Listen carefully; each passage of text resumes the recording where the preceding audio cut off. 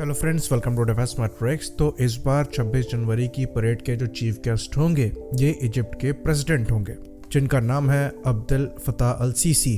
तो ये चीज़ हम जानते हैं कि इंडिया में 26 जनवरी को जो रिपब्लिक डे परेड होती है, एज ए चीफ गेस्ट किसी फ्रेंडली कंट्री के हेड को बुलाया जाता है। तो ये प्रथा जो है वो 1950s से चली आ रही है और इस जेस्चर से जो डिप्लोमेटिक टाइज हैं फ्रेंडली कंट्री से वो ज़्यादा गहरे होते हैं। तो इजिप्ट को इनवाइट करना इस समय के लिए काफ़ी अच्छा मूव है और ये ऐसा क्यों है, इसे हम इस वीडियो में डिस्कस करेंगे। तो 26 जनवरी की रिपब्लिक डे परेड को इंडिया द्वारा अपने मिलिट्री माइट को शोकेस किया जाता है, जिसके अंतर्गत इंडिया में डेवलप हुए वेपन्स, इंडिया द्वारा यूज़ किए जाने वाले वेपन्स, साथ साथ इंडिया द्वारा जो प्रोग्रेस करी गई है डिफेंस सेक्टर में, उनको शोकेस किया जाता है। तो ये एक काफ़ी अच्छा प्लेटफॉर्म है एक कंट्री हेड को अपने मिलिट्री माइट को शोकेस करने के लिए। तो पहले इंडिया का जो मिलिट्री माइट था वो फॉरेन वेपन्स की वजह से था और ज़्यादातर जो डिस्प्ले है वो फॉरेन वेपन्स का ही होता था। लेकिन जब से चीज़ें चेंज हुई हैं तब से इंडिजिनस वेपन्स को बढ़ावा दिया गया है और डिस्प्ले में भी ज़्यादातर इंडिजिनस वेपन्स को ही शोकेस किया जाता है। तो इंडिया द्वारा डिफेंस एक्सपोर्ट में इस फाइनेंशियल ईयर यानी कि 2022-2023 में 8,000 करोड़ के ऊपर का डिफेंस एक्सपोर्ट जो है वो अचीव किया गया है।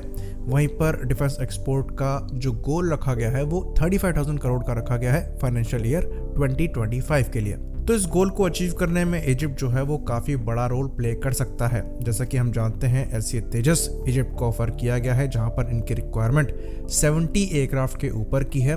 इंडिया द्वारा जो ऑफर किया गया है इसके अंतर्गत LCA तेजस के जो लेटेस्ट वर्जन है ये इजिप्ट को दिए जाएंगे। साथ ही साथ प्रोडक्शन लाइन तक इजिप्ट में सेटअप करी जा सकती है, जहां से एयरक्राफ्ट दूसरी मिडिल ईस्टर्न कंट्रीज को, अफ्रीकन कंट्रीज को ऑफर करे जा सकते होंगे। तो अगर आप इजिप्ट के मिलिट्री का बजट देखेंगे तो मिलिट्री इनकी बहुत ज़्यादा बड़ी नहीं है, पर जितनी भी है उसके हिसाब से ये डिसेंट खर्च करते हैं और इक्विपमेंट्स को लेकर इन्होंने कहीं से भी कॉम्प्रोमाइज़ नहीं किया है।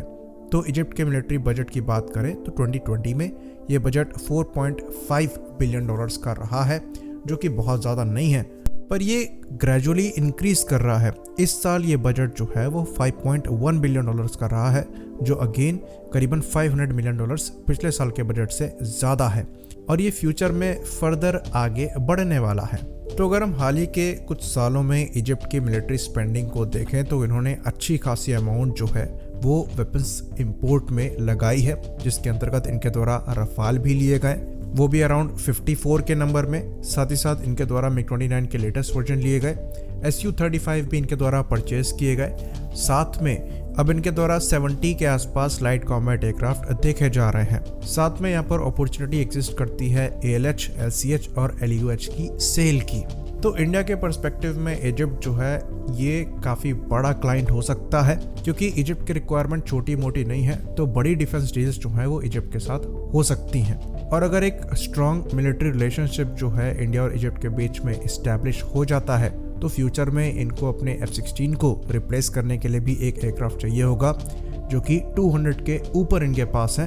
तो वहाँ भी तेजस मार्क 2 के एक्सपोर्ट की अपॉर्चुनिटी जो है वो बनती है। और क्योंकि हम यहाँ पर एक यूनिक ऑफर दे रहे हैं तेजस के साथ, जिसके अंतर्गत प्रोडक्शन लाइन शिफ्ट करने की बात हो रही है, तो यहाँ पर तेजस के सिलेक्शन के चांसेस भी बढ़ जाते हैं।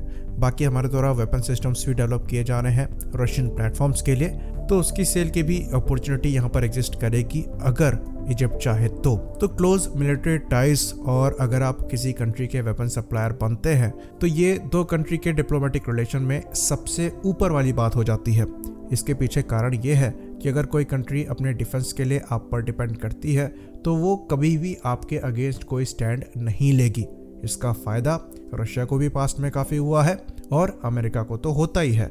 तो इजिप्ट एक काफ़ी इन्फ्लुएंशियल कंट्री है मिडल ईस्ट में और इनकी बात जो है वो सुनी जाती है। और अगर इस कंट्री के साथ काफ़ी क्लोज मिलिट्री और डिप्लोमेटिक टाइज इंडिया के रहते हैं तो मिडल ईस्ट में एक अच्छा खासा सपोर्ट इंडिया को मिलेगा। तो इस अपॉर्चुनिटी की एग्जिस्टेंस में इनके प्रेसिडेंट को रिपब्लिक डे की परेड में इनवाइट करना एक काफ़ी अच्छा मूव है और इसका फ़ायदा हम उठा सकते हैं। और इजिप्ट भी इंडिया की तरफ यहाँ पर आना चाहेगा, क्योंकि इंडिया एक ग्रोइंग मिलिट्री पावर है जहाँ पर डिफेंस टेक्नोलॉजीज जो हैं वो अब डेवलप होना चालू हुई हैं। तो एक फ्यूचर एग्जिस्ट करता है डिफेंस टेक्नोलॉजीज का इंडिया में। और क्योंकि इजिप्ट को अमेरिका का दबाव मिलता रहता है, स्पेशली मिलिट्री इक्विपमेंट की परचेज को लेकर, जो कि रशिया से करी जाती है, इसलिए इजिप्ट द्वारा भी अमेरिका के साथ साथ एक और पार्टनर की तलाश जो है वो करी जा रही होगी, ताकि वो पूरी तरीके से अमेरिका पर डिपेंडेंट ना हो जाए अपने डिफेंस को लेकर। और ये गैप इंडिया फिल कर सकता है, क्योंकि यूरोपियन कंट्रीज जो है वो नेटो की पार्ट है और अमेरिका के दबाव में ही काम करती हैं। बाकी चाइना भी यहाँ पर एक की प्लेयर है,